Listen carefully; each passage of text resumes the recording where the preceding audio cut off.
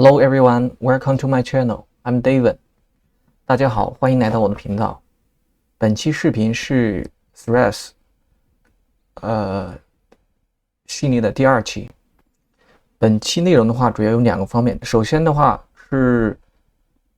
对我接近半个月以来项目的一个更新情况。第二个内容的话是简要分析一下就是前端的一个组件的实现思路。这个组件叫做 Multi-Step Container， 主要的实现的话就是在不同场景之间的一个切换。我在上一期视频当中有提到过，这个外观，我刚开始做的时候，Threads 它是没有这个切换效果的，随着我慢慢去观察还有去看它这个项目的话，它后续更新了一个效果，就是当你点这个外观的时候，它会有一个切换效果，同时的话也会有一个左右切换的一个动画。大家在当你点击这个外观之后呢，它在右侧面板会出现那这个Light 模式，或者是暗夜模式，或者是跟随这个系统自动。首先视频的第一个部分的话就是目前项目的一个更新内容，就是Fake Threads 这个项目跟它真正的那个 Threads 同步到了一个什么样的程度。这里我每一次更新的话，我会用这个 Fake Threads 站内的一个叫做 Threads 的一个账号，会同步它的一个更新记录。其中我就是整一个项目的耗费时间是非常之久的，简直是可以说是爆肝之作吧。因为下班基本上是要搞到凌晨大概1点钟左右的时间，所以是非常消耗精力的一个事情。在这个过程当中实现了哪些功能呢？首先的话，第一个部分就是这个投票。在你原站的 Threads 的内容里面，你去新建帖子的话，它这里有好几个选项。我刚开始在实现的时候的话，它这里其实是没有这个没有这下面后面这3个的，它只有一个上传图片的功能。在后续它陆续的更新当中，它更新了这个更新了这个投票，还有就是可以添加那个 tag， 还有一个就是这个 GIF。在这里我选了一个相对来说比较这几个功能当中，我觉得相对来说比较容易的就是这个投票的功能。这个后续还有那个 GIF 和这个添加标记的话，我会选择性的去实现，因为这里的实现成本实在是有点高了。因为我目前的这个 editor 的话是用的 Draft.js， 但是你要基于 Draft.js 去开发这个标记，要实现这种完全一样的这个交互的话，这个难度太大了。首先第一点的话，Draft.js 它没有一个完整的中文文档，阅读起来有点不方便。其次的话，要完整的实现这个交互的原版的这个交互的话，我觉得难度真的挺大的。这个可能我会后面去实现，但是目前来说的话还是搁置。就是整一个去复刻 Threads 的一个思路的话，就是把简单的先做，难的能做的就做，暂时不能做的话就放到后面去做。目前看一下一个实现效果，基本上可以说是跟原版的是做到交互的话做到我自认为是做到一致。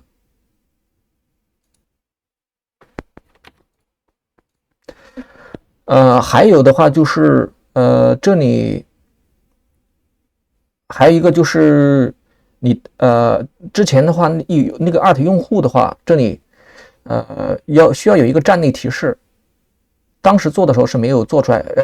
主要的原因的话就是当你 art 用户之后呢，它另外一个这里我用了2个账户，另外一个账户的话会收到别人 art 你的提示。我在 Threads 上面用了2个账号去模拟这个交互逻辑，但是我发现我在一个账号上面去 另外一个账户之后，它并不能收到这个站内提示，所以说它这个样式啊，就是这个的样式，以及就是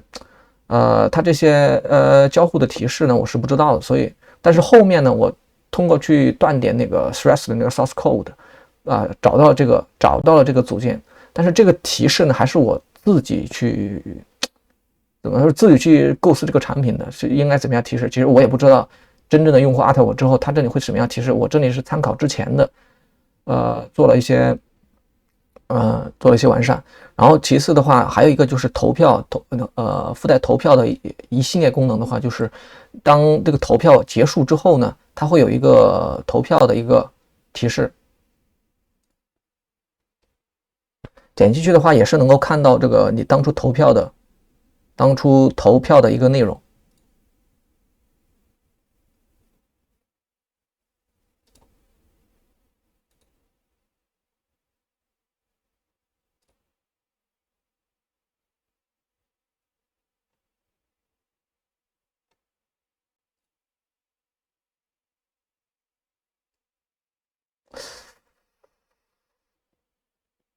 这里有一个 bug， 就是因为你如果说是你自己的投票的话，这里应该会显示它的头像的，这个可能有点问题，我等一下再看一下。除了这2个更新之外呢，还有就是优化的那个用户关系逻辑，就是它的 Threads 的站内的话，用户之间的关系是相当复杂的。比如说你关注的一个用户，你关注的一个用户，他如果他的账户设置为私有账户的话，他就不应该你是在这个上面是搜不到他的。然后关联 MongoDB 的话，它有一系列的年表的，还有一些年表的查询操作，这里也是花了一些时间去做的。这里我只是做一些我只做简单演示，后面会针对每一个模块的话做细致的功能的介绍。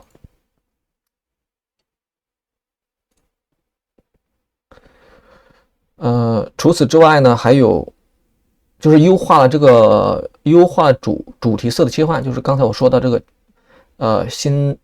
切换外观的时候，这里会有选择的这个面板。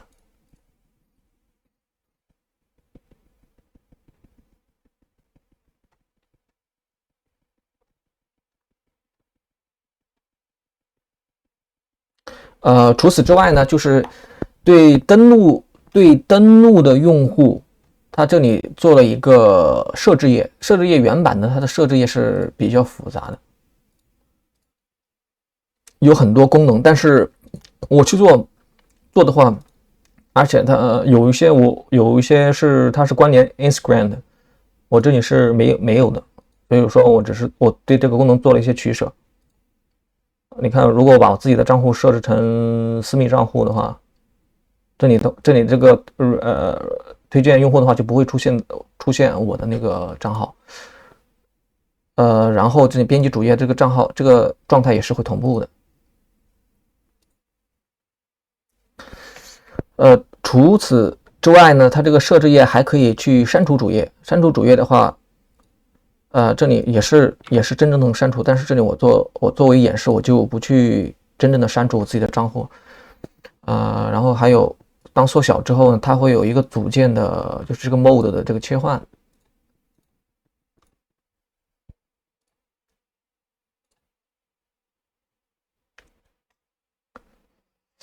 还有就是对一些组件做了优化处理，其中就是对播放器组件的话做了一些优化，其次的话对整个站的话对Service Worker 做了支持。你这里现在呢访问这个网站就能看到右上角这里的这个安装按钮了，这也是 Service Worker 相关的功能。关于这半个月以来的对于Instagram 的同步的介绍的话，就到这里结束了。整个我的感触的话，就是Instagram 的那个Threads， 它对于它整一个的产品的交互的话，是做的非常细致的。怎么说，就是做起来实现起来非常痛苦。比如说这里的这个私密主页这里它会有提示，这里我只是拿这个做一个简单介绍，就是整一个交互的话，做我个人的体验就是相对来说考虑到比较人性化吧。然后还有一点的话，其实就是我发现在我去体验这个这个 Threads 的产品的过程当中呢，其实我也发现它对于类似的组件呢，可能整一个项目是非常庞大的，它可能由不同的这个前端去做，所以说有一些的那个组件的那个标准，它在实现起来还是有一些细微的差别的。怎么说？就是对同一个场景的实现的话，在不同的组件当中的实现，可能就最终的实现出来效果是不一样的。这个后续我会找出特定的例子来做介绍下面就到了本期视频的第二个部分。第二部分的话就是multi-step container 这个组件。这个组件我在刚开始去看到这个交互的时候，让我去想的话，其实我没有想到它就是 Threads 的它的前端开发的，它会把这个场景构思成就是正如这个组件的名字 multi-step container， 就是不同的那个 step 的这个容器，就让我去实现。我刚开始以为它其实是一个多级的一个菜单，就类似于 NTD 的那个今年选择器。但是呢，这里就给我实现起来有一个难度，就是因为现在这个这个 Pop Hover 组件的这个 menu 呢，就是原来的想法就是怎么样去构建这个多级的这个这个 menu， 就比如说如果说按照原有的这个想法去做的话呢，就外观下面它可能会有另外跟这个结构一样的其他的一个的那个一个菜单。但是我刚开始想的时候，这个实现起来难度比较大，所以后面就当时后面就没有去做，放到最后去做。但是在最近几天，我去观察这个Threads 的这个源码的时候，其实发现它的一个实现思路的话，然后再去实现整一个组件。这里我演示一下如何去对 Threads 的 source code 去看它，就是你现在这个组件它的一个源码在哪里？你看一下，它这里的话，它其实代码压缩过之后呢，你再要去看它的这个组件的位置是比较困难，但是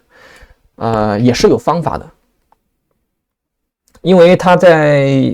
这里我做一个演示，就是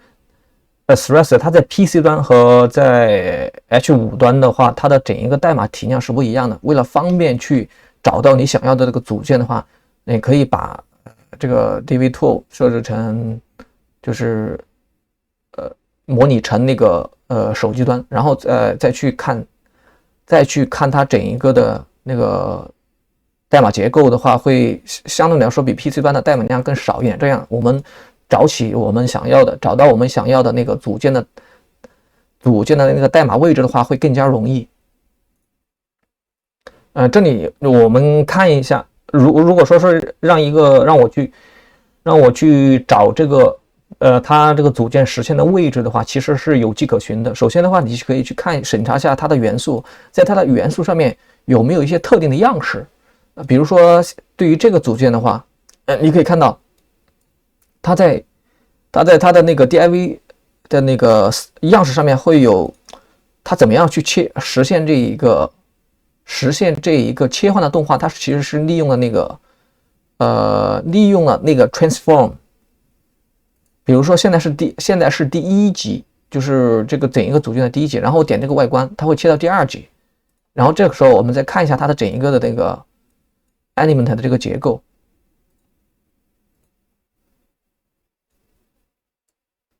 你看刚才的那个第一级的那个菜单的话，已经它的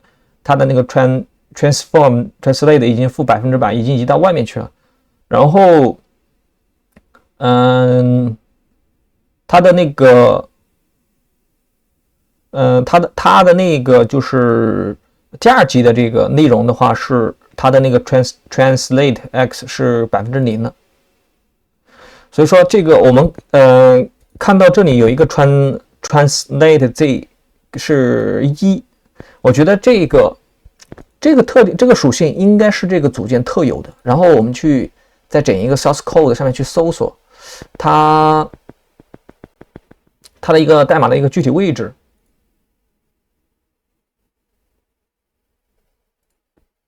然后去找一下，然后一个地方一个地方的去找。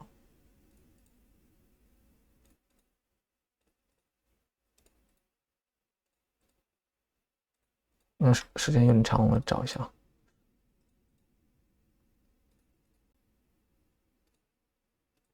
好，现在找到了。那么找到这个组件所在的那个 JS 文件，然后再去找，你看一下这里的话，就能够明确的能够找到现在它这个组件所在的一个位置。因为你看，我们刚才看到在组件的那个组件的那个元素里面有出现过那个 translate x 的这个属性，然后在这里的话就应该是它整一个这个组件的一个实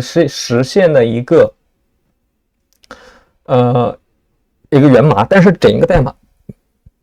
是混淆之后的。我们如果是完完全全的把整一个的组件逻辑 copy 下来的话，你看到的这个代码量是非常的长。然后它每一个变量的话都是混淆之后的，可能这样的话给我们如果要完完整整的把整一个组件逻辑原封不动的抠下来的话，可能是比较复杂的。但是呢，这里我们可以通过它组件的这个命名呢，能够看到它对于这一个组件的一个构思。你看这里有看到这里有它的组件的名字叫做 multi step container， 就是翻译下来的话就是多个 step 的一个容器，它可以用于多个 step 之间的切换。找到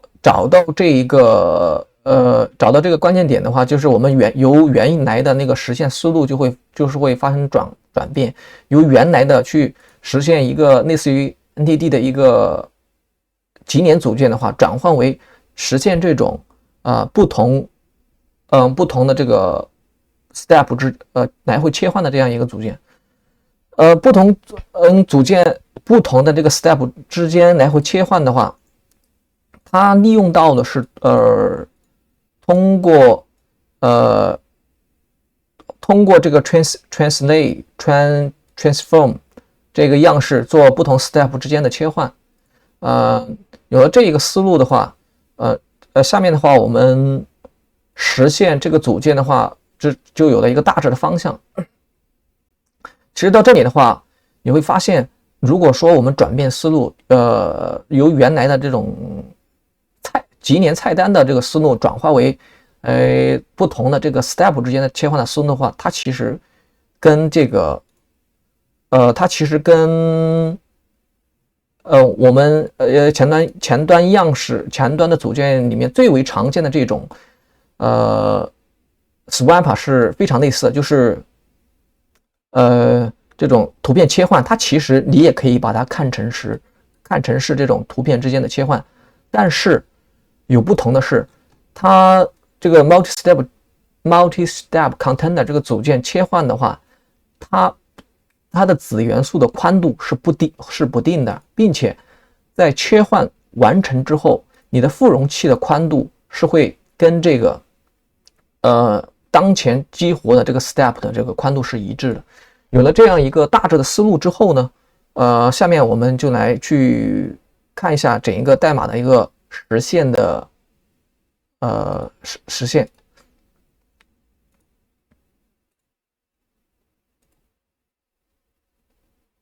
下面找到这个之前实现好了这个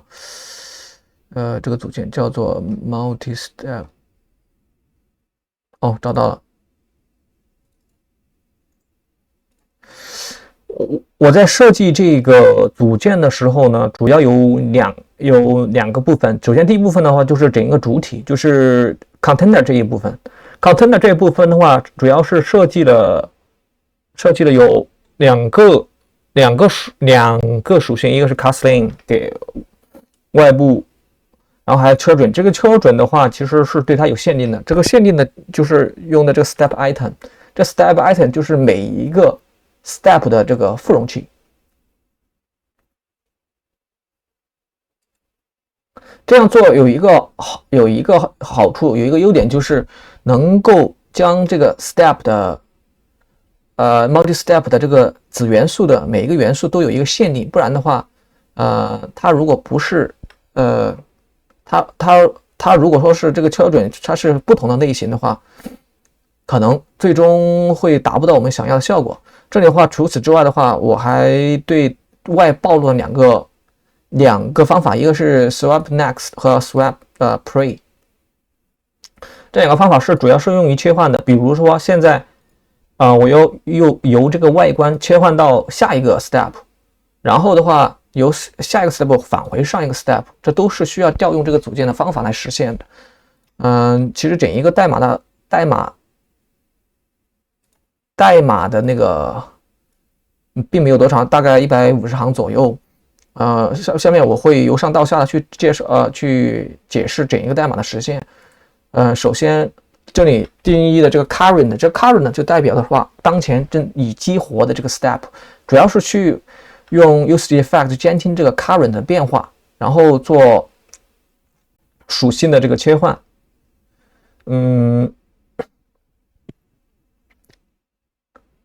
这里还有一个 multi 的这个这一个就是判断整一个组件是否 multi 的。这为什么要设置这一个属性呢？就是因为在这个multi-step 的这个附容器就是整一个附容器的话，它其实有可能是会有一个动画的。比如说现在我点这个 menu， 你会看到它会有一个渐进的一个动画从右侧弹出来这样一个效果。这样的话，如果说我们不设置这个 multi-step， 这个 multi 的这个变量的话，这样就会有一个问题。当我们的那个组件已经加载好了之后，但是这个动画没有完成，我们直接在当这个 current 变化的时候，再去获取这个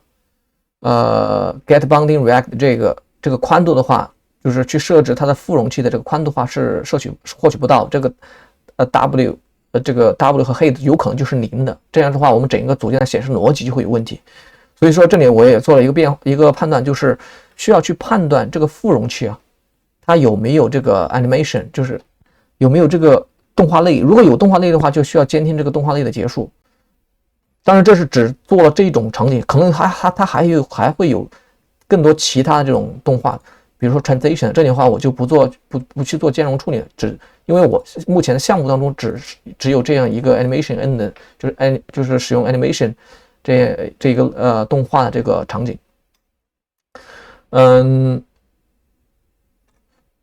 除此之外呢，就是整一个的组件逻辑，只要你理清这个实现思路之后，其实是没有很复杂的。最后的话，我觉得这个组件还有一个优化点，就是比如说当你的这个 step 有10多个，有很多，这里的话我没有去做优化，就是